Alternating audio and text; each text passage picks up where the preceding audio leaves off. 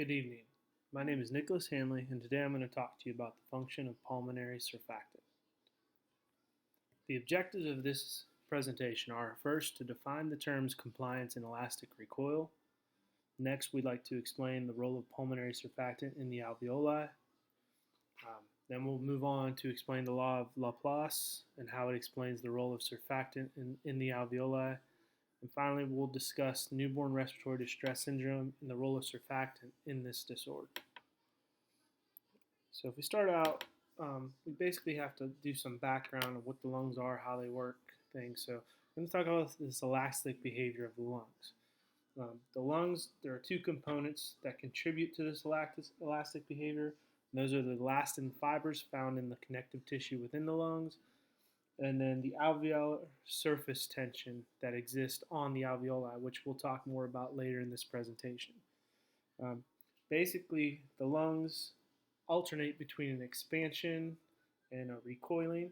The expansion occurs during inspiration, and the recoiling occurs during expiration. So as air goes in, the lungs expand. As air is pushed out, the lungs recoil back to their original size. For this elasticity to occur, pulmonary elasticity, there are two interrelated concepts that are involved in this process. And those two concepts are compliance versus elastic recoil. And if you remember the first objective, these are the two terms we want to explain, want to define. So let's look at compliance.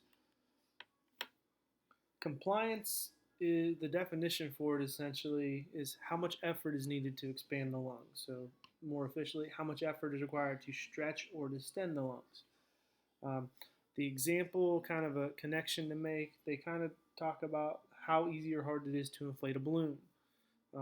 When you first try to inflate a balloon, so this first image here, it's a lot harder to add air to this balloon than it is either of these three if you're at the other points in the stages. So once air's in it, it's a little easier to do, but that first breath getting that air into the balloon is a little difficult to do. So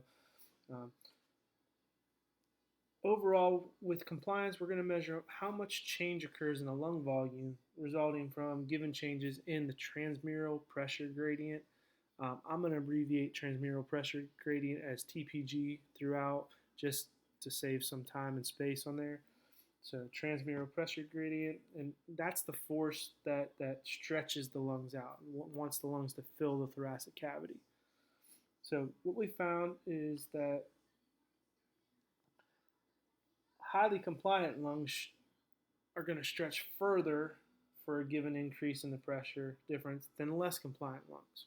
Okay, this is a result of the TPG. So low compliance lungs are going to have a larger TPG, a greater difference in the pressures that exist there. So the reason that results is you have a larger thoracic cavity. That allows the lungs to expand out further through the contraction of the inspiratory muscles. And the larger the thoracic cavity is, the more volume it can hold. So whereas if we look at less compliant lungs, there's more work required to produce a given degree of inflation. So poorly compliant is sometimes also referred to as stiff lungs because it lacks that normal stretchability. So it's tougher to get the lungs to expand. It requires a larger TPG because you have a larger thoracic cavity and all those things factor in there. This compliance can actually be decreased by several factors. A lot of them are kind of like disease conditions. So one of them, as in pulmonary fibrosis, it's basically normal lung tissue gets replaced with scar tissue, and that scar fibrous connective tissue is a little more rigid. So that can result from things like breathing in asbestos or other similar irritants, but the connective tissue makes it harder for the lungs to expand in and out. Okay, the next term was elastic recoil. And again, these two factors are what's going to lead to the elasticity in the pulmonary lungs. So if we look at elastic recoil, this talks about how well the lungs are going to return back to that normal shape. So that's how readily the lungs rebound after being stretched. This is what allows the lungs to return to their normal pre-inspiratory volume when the inspiratory muscles relax. So once they're stopped expanding out that thoracic cavity, the thoracic cavity shifts a little bit back, the lungs are going to recoil or go back to their original shape. Now, pulmonary elastic behavior depends mainly on two factors. The first is the number of elastin fibers that are found in the connective tissue of the lungs. There's generally a large quantity of them, so the number of those fibers, that is some importance, but what's even more important is this alveolar surface tension that exists on the surface of the alveoli. So let's look more at that alveolar surface tension. Um, First, we need to recognize that the alveoli are surrounded by a thin liquid film. So you see that here on the internal side of the alveoli. Um, and that's what provides the alveolar surface tension, that thin liquid film. Now, chemistry-wise, we're going to go back to this for a little bit, but water molecules is what mostly we have in here. It's what we use for most of the moisture in our body.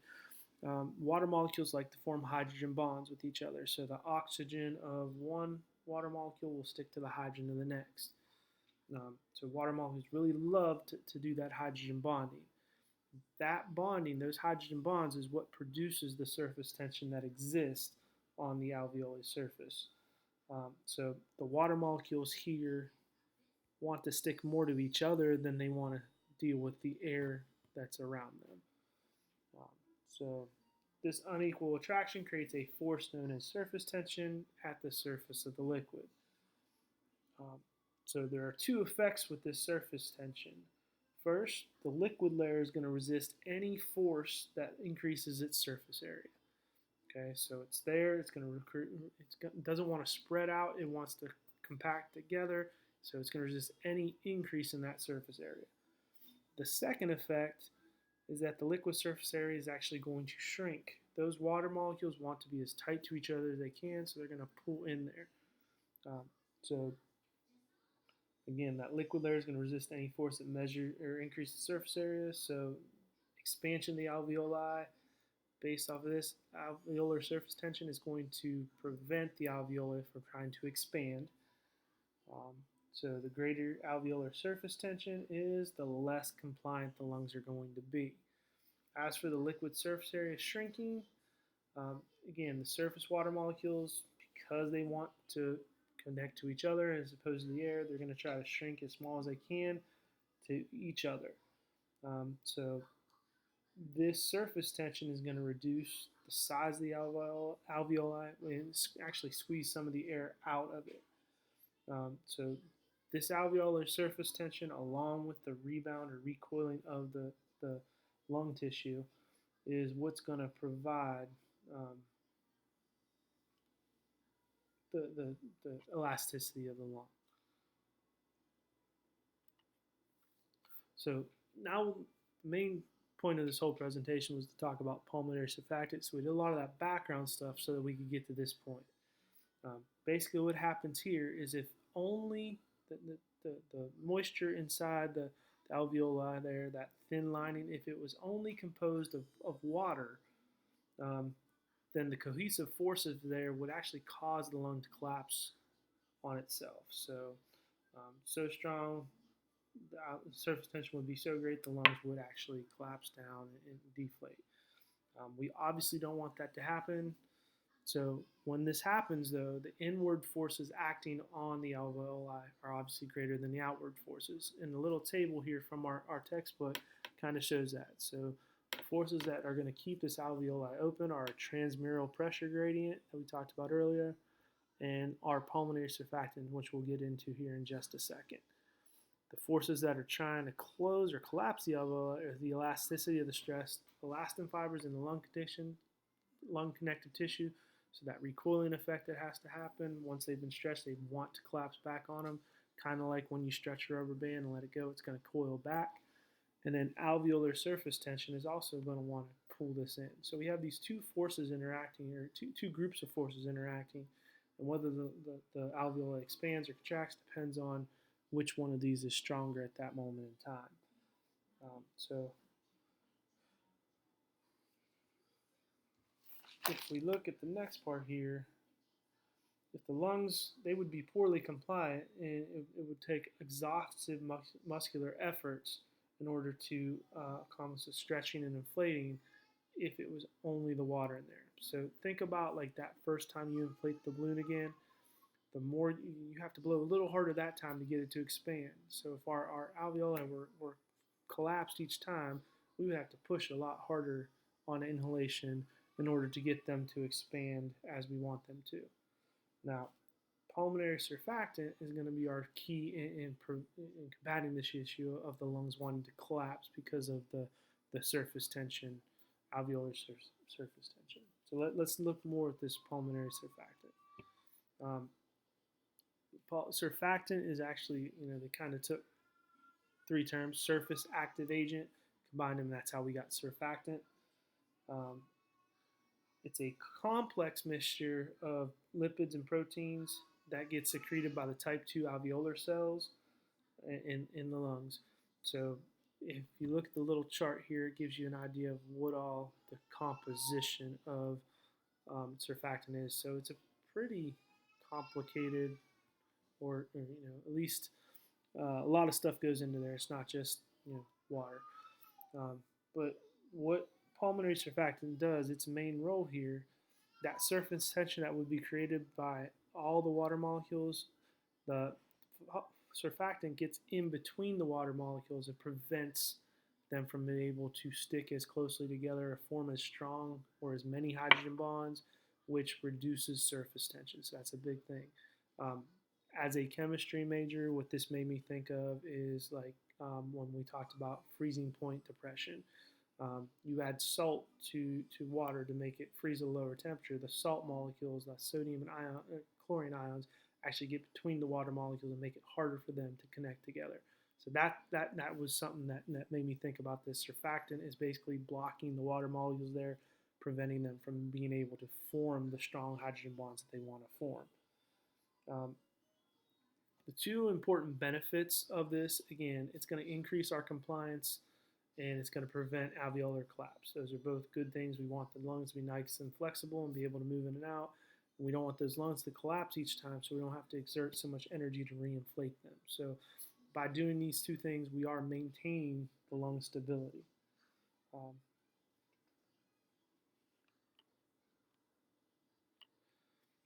So if we look a little more technical into this, how does this work? So the law of Laplace is what kind of helps us here mathematically. What we're going to do is we're going to view our alveoli as a spherical bubble.